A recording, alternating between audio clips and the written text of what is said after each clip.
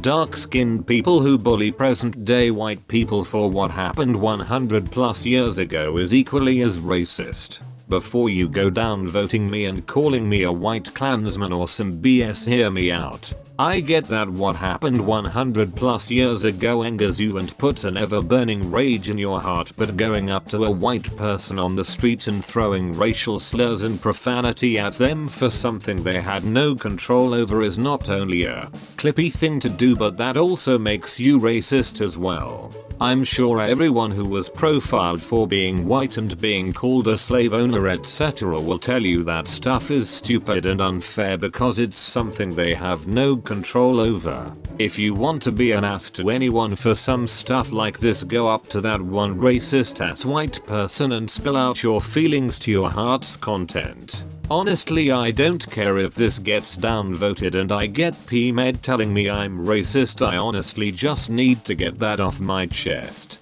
Have at me. Can we bring back the Epstein didn't kill himself mania? Guys, this is not like OK Boomer or any other meme that just gets old and dies. This is about a intercourse trafficking pedophile who had connections with all the most powerful people in the world, from Trump to the Clintons to the British royal family, who had dirt on everyone and just killed himself in maximum security on suicide watch after an attempt, with the cameras off in a place where people say you can't possibly kill yourself. This is insane. This is huge, and it's gonna turn to nothing like everything does. And the elite will get to still frick little girls and keep their secrets hidden and safe. Writing this just made me freaking pissed. When you go to a foreign country and try to speak the language of the locals, I have found that they are pretty encouraging and they are grateful that you are trying to learn the language, despite how poorly you may be doing it. But in America, those who have accents and speak broken English are generally mocked and made fun of. Learning to speak a new language is a freaking challenge, and especially English with its strange rules and nuances. A person trying to speak a foreign language isn't dumb. It takes a certain amount of courage to try.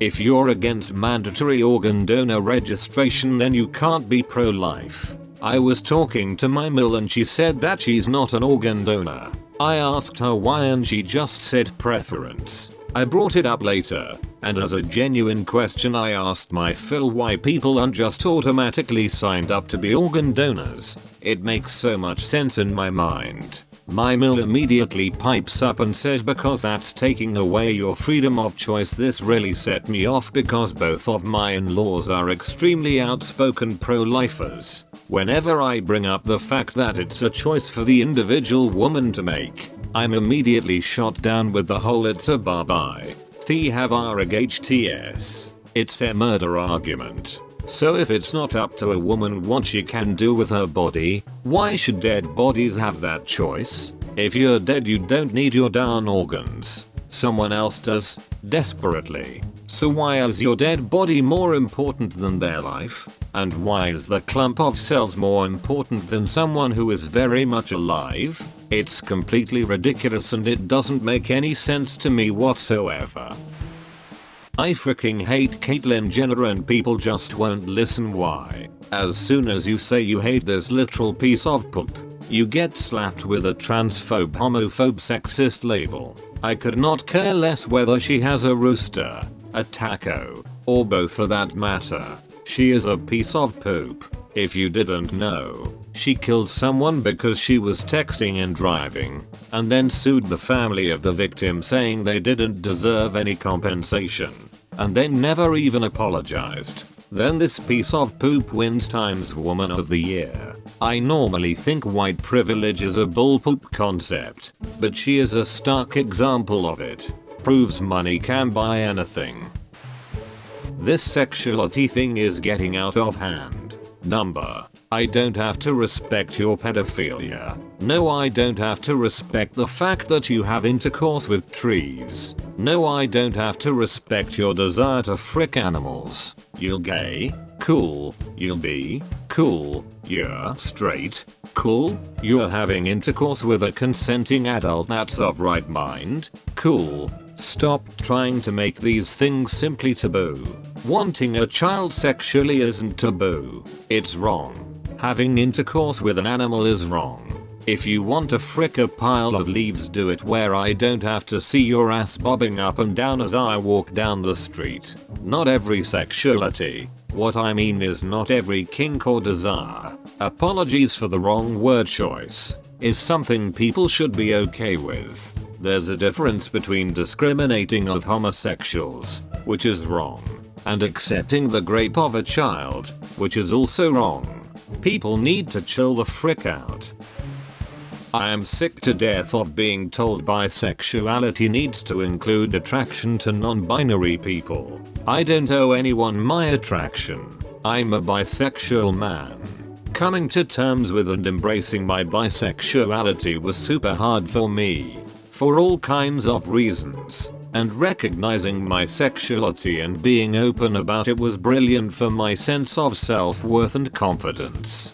To me, gender is pretty freaking simple. There are men and there are women, and personally, I'm attracted to masculine men and feminine women. And I'm cool with trans men and women. I can get that. And if you tell me you were born female but you're really a dude, alright, cool, you're the guy to me. I'm honestly not sure I could have intercourse with a trans person. It would depend heavily on the individual's transition, to be blunt. I haven't got any interest in mixing and matching on body parts. But I can get my head around it and support you.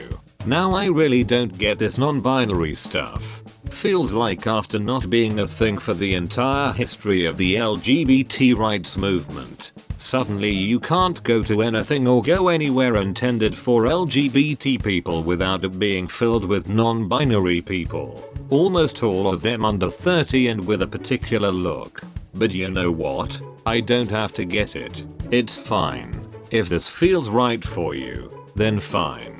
You do you. I'd always rather err on the side of protecting people's rights and liberty. I have a lot of worries about LGBT kids being hurt by this stuff. It feels like if you're a camp man or a butch woman now you'd be pushed to be non-binary. But that's another issue. On an individual level, go for what makes you happy and fulfilled. But it's always been obvious to me, and I feel like to 99% of humanity, that bisexual means attraction to both men and women, or attraction to both male and female. I mean, it's in the goddamn name. But everywhere I look, bisexuality has been redefined to mean something like attraction to your own and other genders. I've even seen some bullpoop claim that bisexuality has been defined this way since the 1990s, because of one random California group that may or may not have published a pamphlet called the Bisexual Manifesto that claimed this,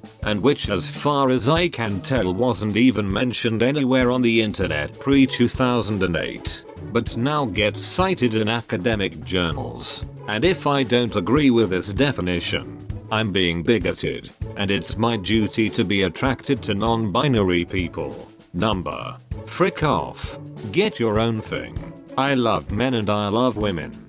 There are some things I love and I'm attracted to in all people regardless of gender, like good humor and red hair. And there are things I love and I'm attracted to solely in each gender and each sex. From the subtleties of unconscious body language to style of dress to body type etc etc. You don't get to decide what should or should not get me going. And I'm sorry, but this other genders thing is bullpoop.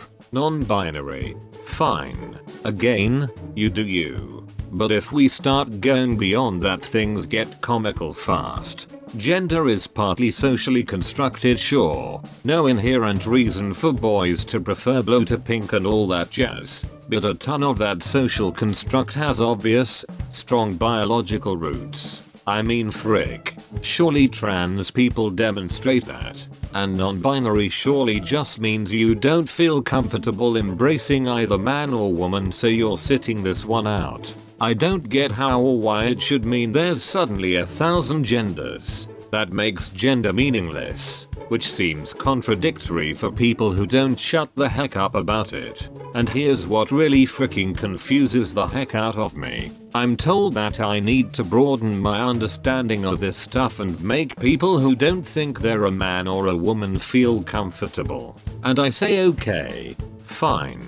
I don't get it, but I'll try my best. But then when I explain that I'm being so attracted to men and women, which I remain convinced is what that word means to 99% of the planet, biannual sure would be freaking confusing if it meant 2+ times a year we guess could be like 50, who knows bro. I'm demonized as a bigot who hates non-binary people. Except if I do experience attraction to you, it's because I think you look like a man or a woman and I'm parsing you in that way, which is then freaking invalidating for you.